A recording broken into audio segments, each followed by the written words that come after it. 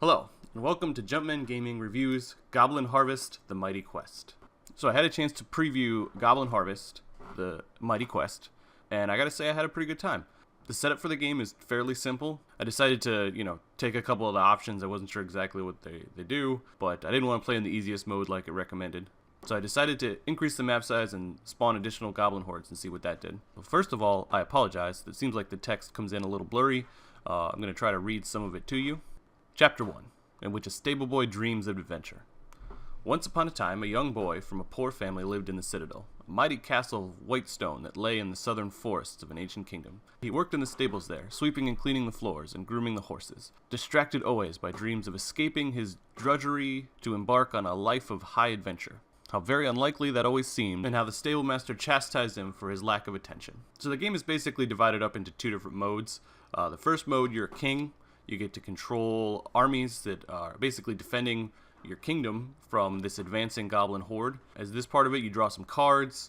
You get to use those cards to move your armies into different types of terrain.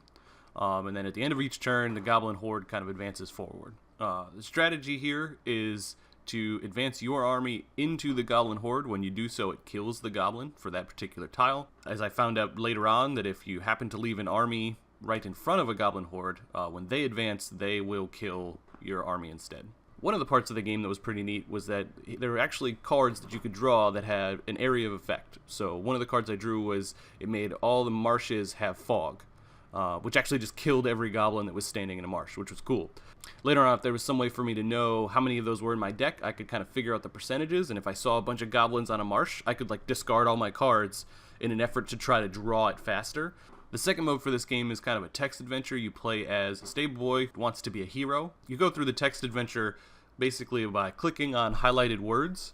Those words will give you descriptions of what happened, or they may bring you to different areas. There's non-player characters that give you little snippets of story, and eventually when you get the king's blessing, you can travel off out into the world, which enables the mode of both foraging and exploring. Exploring is exciting because you get a card for the region that you're in. That card then interacts with the other mode, so playing as the king, you can use that card to move your armies around. So if you're close to a goblin, then use that card to attack a goblin, or you can just get yourself into position. As far as the actual hand goes, you can discard cards at any time. At the beginning of every turn, you're going to have your hand refilled, which means that if you can plan a couple moves ahead of time, and you know that, for example, I'm not going to need a mountain card for 8 moves, then obviously you only have 5 cards in your hand. You can ditch the mountain card and hope to get what you need. In addition, of course, that builds back to strategy. If you plan your moves ahead, you can go back to the questing mode and say, alright, where am I close to? Alright, I need a farmland card. Alright, I need to move 2 to the right and then explore that area. In addition, in the questing mode, you can get hints for where to go. For example, I had a maiden tell me that I needed to travel to a forest tile that was to the left of another forest tile. So obviously that's a hint for something I can find. In addition, there's a little mini map called the local map. This kind of tells you where you've seen non-player characters, so you can go and look for them and talk to them and get more hints or possibly buy items. There was a fishing pole for sale that first I couldn't afford, and then I just got caught up in the rest of the game, so I didn't actually buy it at all. It probably does something. My only 2 complaints about the game, the first one is the fading transitions are very slow. For example, when I click east or whatnot to go travel to a forest area, I think it should be immediate. The idea that it just fades out and then fades back in, and I'm sitting there waiting for it to fade back in so I can see the new options and read the new story. So it's more so that I want it to go faster. The other complaint is I'm not really sure how to end the game. And what I mean by that is, obviously there was an objective to defeat the goblin horde, right? So when I'm playing through the game, that's the goal. Everything I'm doing is trying to defeat the approaching goblin horde. Now, the question is, how fast am I supposed to be doing that? I did click the option to spawn additional hordes, so maybe that was my fault. As I was starting to get close to eliminating the first goblin horde, another one spawned, which is fine, but it leads me to believe that I'm actually supposed to save and play later. If I can only play for 2 hours at a time, I can imagine that by the end of that 2 hours, I will have not defeated these 2 goblin hordes, just based on the pace. Now, maybe that's just early in development, maybe the pace will go faster, but in my opinion, there's 2 options to take here, because the setup is very much like a real-time strategy game. So the first option is to go, okay, we're supposed to be playing rounds of games, similar to a Warcraft or Starcraft style things, where you kind of select a map, you play for 45 minutes to an hour, and then that map is done.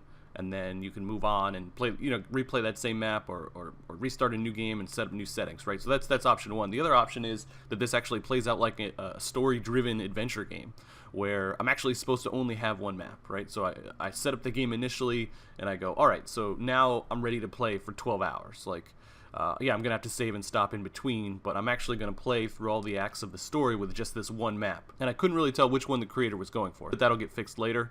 Because all in all, this game is awesome. Like the idea that there's so many things combined into one game. I mean, you got the deck building aspect of like, okay, I'm going out and I'm collecting cards that get built into my deck that I can use, or directly into my hand if I want. The other part of it is I play a lot of D&D, so like the story-driven part of it, where I'm sitting here reading story and then I get a quest, but it's not. There's no quest tracker, right? Like that's a big thing in games nowadays.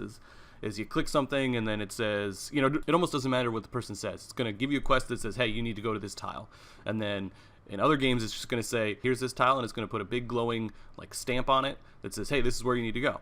So it literally wouldn't have mattered where the person had told me to go. I'm just going to go where the big glowing sticker is, right? So in this game, it doesn't do that, which is fantastic. I actually have to read and understand what they're saying. I can make notes. I know that's a very old school style of game where you actually have to like kind of write down while you're playing the game.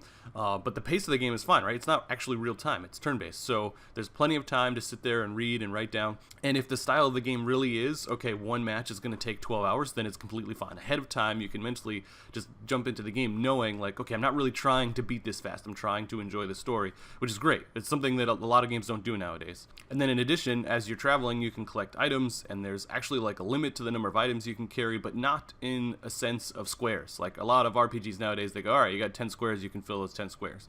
But in this particular game, different items have different weight, which I know is very like D&D, very like old school, like strength matters kind of mentality, but I really like that. I didn't really get far enough in the game to understand, what the experience was going to get me.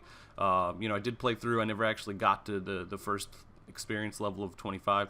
There's plenty of things to be excited about with this game. There's lots of directions he can take, especially with cards that he can add to the game. There are all different types of movement tiles he could make, more area effect tiles, which isn't something you normally see in a card game style game, because the advantage usually comes from keeping your cards and building a hand in a card advantage, and this just gets rid of that.